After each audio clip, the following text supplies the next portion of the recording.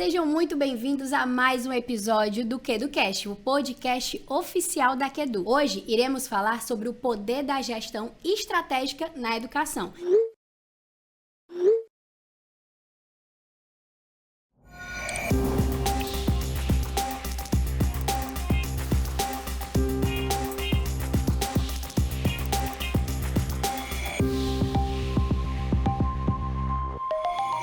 E aqui comigo já temos um convidado muito especial, Hamilton Júnior, diretor de operações da QEdu, que veio aqui bater esse papo com a gente. Olá, Hamilton, muito obrigada por ter aceito o nosso convite e por estar aqui compartilhando um pouco do seu conhecimento com a gente. Olá, Amanda, tudo bem? Eu que agradeço o convite, é uma honra estar aqui participando desse podcast. Perfeito. E para começar, vamos começar pelo começo, tentando aí puxar um pouquinho do que de fato é, Hamilton, essa gestão estratégica dentro da educação. Bom, acho que primeiro de tudo é lembrar que estratégia, ela é uma definição de um lugar onde você quer chegar e como, que o plano para se chegar a esse lugar. Então, de uma maneira mais simples, mais clara falando, é pensar qual que é o meu objetivo, quais são as minhas metas, qual que é o meu plano para chegar até lá e, principalmente, cultura. As pessoas, elas são partes integrantes dessa estratégia. Perfeito. E isso a gente pode observar não só dentro do cenário educacional, mas também no cenário educacional. Essa importância. Com certeza. De um modo geral, nas corporações, em qualquer tamanho de empresa, ter uma estratégia clara, pensar na estratégia, pensar ali bem aonde eu quero chegar, como que eu vou ao final de um ciclo, seja um mês, seja um ano, entender se o meu negócio está melhor. O que é, quais são as minhas balizas para que eu possa entender como e onde eu cheguei, aonde eu gostaria. Sim. Também pensar como que eu desdobro isso com o meu time.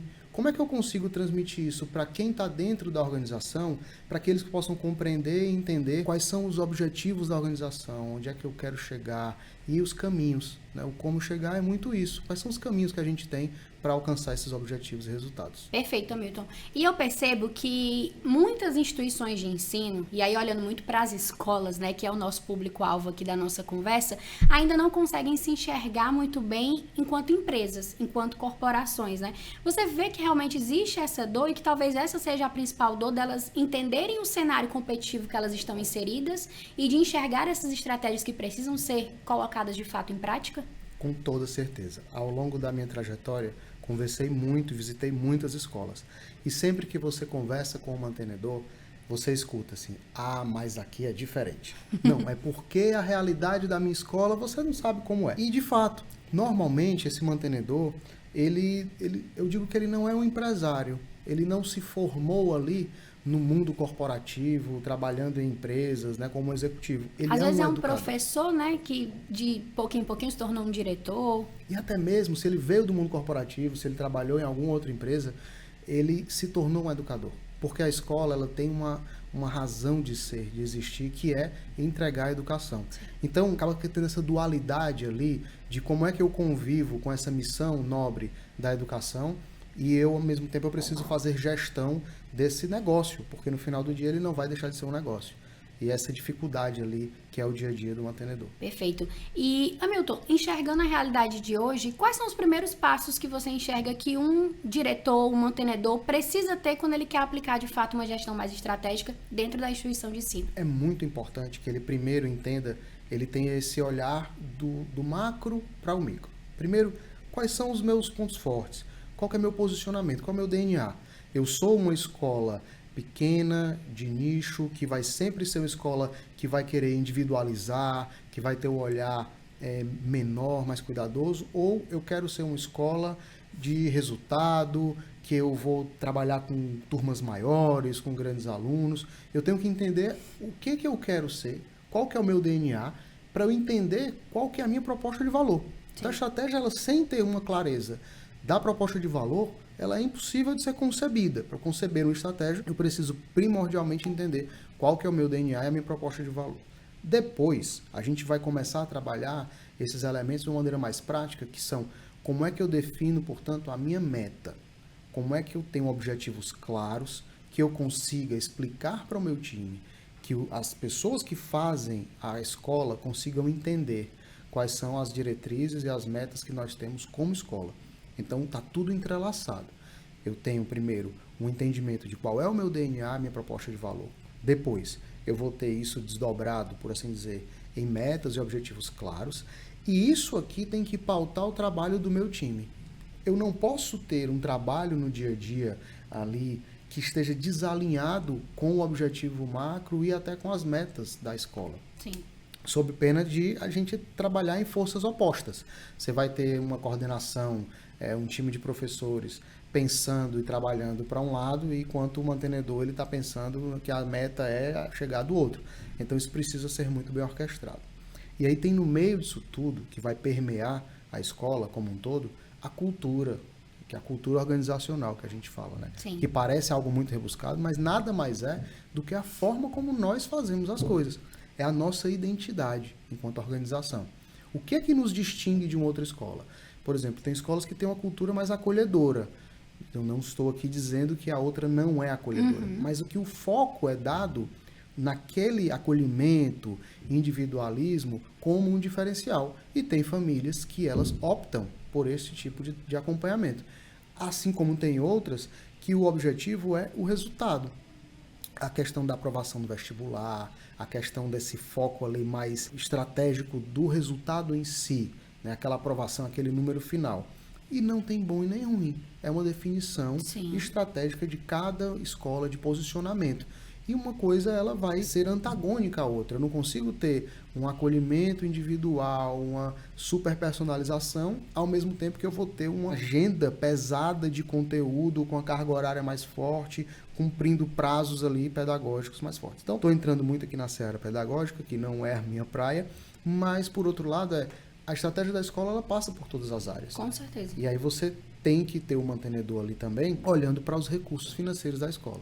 Eles vão ser o grande viabilizador de tudo isso. E o que não dá também é para a escola querer ter todos esses viés como diferenciais ou como seu principal ponto ali que fortalece sua cultura, porque uma ponta ou outra vai acabar ficando solta e aí não trazendo o principal objetivo, que é atrair as famílias para perto da escola, né? Você falou, né, muito sobre essa parte das escolas entenderem que são negócios e enxergarem isso, mas também olhando sempre para a parte pedagógica, que é a base de tudo, né? Se você pudesse ir ali para a parte prática, né? Quais são as principais ações que as escolas precisam colocar ali na prática para conseguir desenvolver melhor essa gestão estratégica? Boas práticas. Ótima, Amanda, ótima pergunta. Eu diria que a escola precisa ter esse diferencial competitivo claro, transformado isso em metas. E a perseguição dessas metas como algo que seja diário e que faça parte da rotina de todo o time, não só do mantenedor. O mantenedor ele não pode ter o fardo de perseguir o resultado sozinho. Tem todo um time que trabalha com ele e trabalha junto com ele na construção desses resultados. Então, rituais, que eu chamo de rituais, reuniões, momentos onde ele possa explicar a origem da escola, como tudo começou, qual é o plano, qual é a visão, qual é a missão da escola, onde ela quer chegar. E aí isso também casa um pouco com o que você falou de cultura, no caso interna, né? Com o público interno, que são os mantenedores, os professores que estão ali dentro. Perfeito. Ter uma clareza de missão, visão e valores é o referencial estratégico. Tudo começa por lá. E toda a empresa, toda a escola precisa ter clareza sobre esses aspectos. Precisa todo mundo estar alinhado para jogar junto o mesmo jogo, né? Exatamente. Então, diretor, por favor, anote. O primeiro ponto, primeira dica prática, definir missão, visão e valores, caso ainda não tenha na sua instituição de ensino e caso já tenha, aplicar isso de forma mais efetiva internamente para que todo o time possa contribuir e propagar a mesma mensagem, né? Tanto externamente quanto internamente. E aí, eu queria te perguntar, assim, no seu ponto de vista e com toda a sua experiência relacionada ao mercado educacional, por que você acha que as escolas ainda possuem tanta dificuldade de aplicar isso, mesmo elas entendendo e vendo o quão positivo isso é para as instituições de ensino? Porque a gente tem cases de escolas que cada vez mais vêm trabalhando na parte estratégica e dando muito resultado. E mesmo assim, outras escolas ainda sentem essa dificuldade e não conseguem colocar isso em prática. A execução da estratégia na escola é muito difícil, porque escola é um negócio muito complexo. Você tem uma prestação de serviços intensa, acontecendo ali todo dia, durante muitas horas do dia, aquele contato ali com o seu, eu vou chamar de cliente, né, que é o seu aluno, o seu consumidor está ali consumindo aquele serviço em tempo real. Então você não tem muitas vezes um tempo de preparação prévio. O tempo de preparação que a escola tem são as férias escolares, basicamente, né? É uma outra semana pedagógica ali que a escola faz para se preparar. Então, isso traz uma complexidade muito grande e muitas vezes a escola acaba sendo refém da agenda. Ela não coloca a sua própria agenda. Olha, eu vou fazer hoje trabalho aqui de prospecção de alunos novos, eu vou fazer um trabalho de fidelização. Às vezes não dá tempo pela intercorrência que vai acontecendo ali no dia a dia da escola, de tantos problemas que a escola tem. Então, acho que esse é um grande dificultador. Depois, você tem quase que a totalidade ali daquele corpo de atores da escola, eles são de um background pedagógico. Sim. A origem deles é educação, sala de aula. Então, tem uma distância para se entender uma meta. Se você vai dar meta para um professor, para um coordenador, ele tem alguma resistência em aceitar, em trabalhar essa meta. Então, precisa ser desmistificado. É por isso que eu gosto do simples. Às vezes, você precisa nem falar que é meta. Você pode falar de um objetivo, você pode falar de uma maneira mais suave para conquistar o engajamento. Conquistar o engajamento desse time, para que eles possam se sentir parte. E aí você consegue, talvez, levar mais para a prática isso. Perfeito. Eu acho que é muito cultural também, né? Como as escolas sempre se posicionaram e isso vem mudando ao decorrer do tempo. Então, ainda existem muitas escolas, e a gente lida muito com escolas assim, a gente vê bem na prática, que são de família. Então, de vô que passou para o pai, que passou para o filho. Então, tem toda a questão histórica também, que eu acredito que possa contribuir até mesmo para essa maior resistência em relação a isso. Hamilton, agora a gente fala um pouquinho da Aquedu, né? A Aquedu, ela vem apoiando diversas escolas aí por todo o Brasil, né, em todos os estados, tem um pouquinho da Aquedu ali apoiando as escolas na parte financeira e, por que não, na parte da gestão também, né, na gestão estratégica.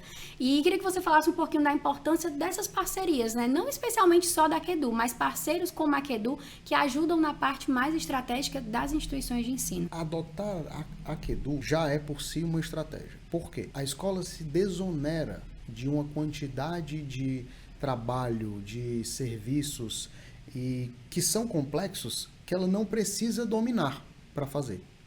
O que eu quero dizer com isso? Imagina você tendo que lidar com toda a complexidade da prestação de serviço, das aulas, da estrutura, tudo que envolve ali esse cuidado com professores, alunos, enfim, calendário, né, que é sempre um desafio também. E você ainda ter que tomar conta da previsibilidade da mensalidade, se os boletos foram emitidos, se foram na conta correta, o pai que pediu uma mudança de vencimento, aquele outro que está com algum problema financeiro, não conseguiu pagar em dia. Então, você ainda tem que fazer essa gestão operacional financeira. Então, isso é uma complexidade em si. E aí você também tem uma outra complexidade que é, eu vou administrar tudo isso na incerteza de que eu vou ter o caixa suficiente para bancar tudo isso que eu tenho que fazer. Pagar as contas, o aluguel, a folha, enfim, todos os custos que envolvem ali o dia a dia da escola. Então, imagine que quando a escola ela entrega isso para alguém que vai ter a responsabilidade, o cuidado de usar o mesmo tom de voz que a escola utiliza nesse acompanhamento, nesse relacionamento com os pais, de fazer a conta precisa, entregar o boleto nos diversos meios que o pai pode ter, fazer toda aquela viabilidade de acordo para quando o pai tem algum problema financeiro. Então, veja, você não se preocupar com nada disso e ainda por cima ter a certeza de que naquelas datas o seu caixa está preservado e você vai ter o recurso para viabilizar a sua operação. Isso é uma estratégia. Né? Vou fazer aqui paralelo até injusto, mas imagina se um shopping ele tivesse que tomar conta de todos os detalhes da limpeza do shopping, daquele tamanho que ele tem. E eu imagino que a limpeza é muito menos complexa do que o caixa. Né? E o shopping terceiriza isso. Né? Muitas empresas, na verdade, hoje terceirizam isso. Por quê? É estratégico eu não gastar energia com isso e ter algum profissional cuidando. Então, poxa, se eu tenho um serviço tão trivial quanto a limpeza, eu terceirizo, como é que eu não vou terceirizar um serviço de alta complexidade e que ele, feito por um terceiro, vai ter uma execução melhor? E, além do mais, Amanda, eu tenho certeza que muitos mantenedores eles não conseguem fazer a conta correta de quanto custa para eles manter a gestão financeira. Quando eu falo quanto custa, eu estou falando de quanto que custa o boleto e a taxa do cartão, quanto custa administrar esses boletos, o envio, a baixa, a conciliação, a mudança de vencimento, toda essa questão. Quanto custa a cobrança e quanto custa não ter o dinheiro na data de vencimento. Quando a escola faz todas essas contas, e nós fizemos uma calculadora que ajuda a escola a fazer isso, a escola vê que é muito mais barato terceirizar. E não é porque a Aquedu é boazinha, é simplesmente porque a gente tem escala. Então, enquanto a escola ela tem lá seus 200, 300 alunos, ela vai contratar no banco 200, 300 boletos, a Quedu tem 400 escolas com mais de 75 mil alunos.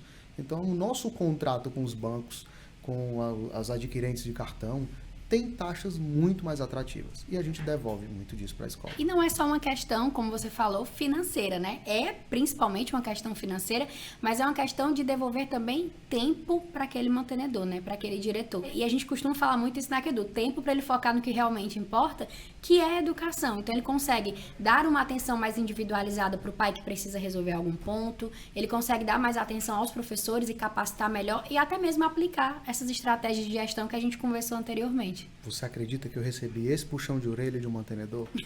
Quando eu apresentei a calculadora, achando que eu estava ali arrasando, eu dizendo, olha, você tem essa economia nessas linhas aqui de custo e tem essa previsibilidade, ele virou e disse, aí não está a principal conta que eu tenho, o meu principal custo. Aí eu disse, o que a gente errou? O que é que eu esqueci de colocar? Esquecendo de colocar alguma coisa na calculadora, o que é? E ele fez aquele silêncio do suspense, e ele disse, é o meu tempo. No momento que eu terceirizo essa gestão financeira, eu não me preocupo. Eu tenho certeza que naquela data eu vou ter o dinheiro para honrar todos os meus compromissos. Inclusive, eu me organizo no meu fluxo de caixa até para os meus investimentos. E eu tenho tempo para focar no que realmente vai fazer a minha escola crescer, que é a minha estratégia de captação de alunos, que é o meu pedagógico. E eu ainda conto com a ajuda de vocês. É verdade, né? Porque se for parar para pensar, que a Edu ainda apoia em outras vertentes, né? Fazendo uma campanha de matrículas, trazendo uma matrícula digital, uma matrícula no celular ali com 10 minutos através de um aplicativo. Então a gente fala ali do financeiro e do tempo que a gente devolve para aquela escola, mas tem todas as outras vertentes que ela apoia juntamente com isso para que a escola não só tenha tempo e um fluxo de caixa seguro, mas que ele também cresça gradativamente todos os anos. A gente identificou ali uma coisa que era óbvia, mas que a gente às vezes, principalmente o mantenedor, ele menospreza, ele subestima. A escola ela tem um ciclo de vendas no ano.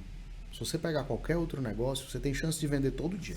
Assim, todo dia você vende um varejo, uma prestação de serviço, enfim, qualquer negócio, ele vende todo dia, ele capta cliente novo todo dia. A escola não. Ela faz isso durante uma vez no ano. Então, se ela errar na precificação da mensalidade, ela vai carregar esse erro um ano. Se ela errar por exemplo, uma estratégia de descontos de bolsa, ela vai carregar isso durante um ano. Se ela errar numa campanha de matrícula, ela vai carregar durante um ano. Então, pensando nisso, a Quedu trouxe toda uma estratégia ali do Quedu Matrículas, junto com ferramentas, sistemas, apoio de marketing para a escola conseguir fazer bem feito e não perder essa única janela que ela tem no ano. Hamilton, a gente está se caminhando para o final. Foi muito bom receber você aqui. Tenho certeza que todos os gestores educacionais que nos acompanham, que vão assistir esse podcast, vão anotar essas dicas que têm muito valor. Mas antes da gente finalizar, eu queria deixar um espaço aberto para você deixar uma mensagem final. Se você pudesse deixar uma dica, uma última mensagem para os gestores que nos acompanham, qual seria? Olha, eu diria que a gestão ela é sua aliada. Muitos mantenedores falam que a gestão ela é complicada. Mas a gente que complica a gestão. A gestão ela é uma aliada do mantenedor para que ele possa cada vez mais entregar a educação. Vários mantenedores que eu conheço, especialmente aqueles que vieram de sala de aula, eles falam da gestão com uma certa birrinha, sabe? Assim, olha, esse negócio aqui de ter que organizar essas contas não é para mim. Mas se você é um educador e que você acredita na educação e que a educação transforma, a melhor forma de você perpetuar a entrega que a educação e a transformação que ela pode fazer é com uma boa gestão.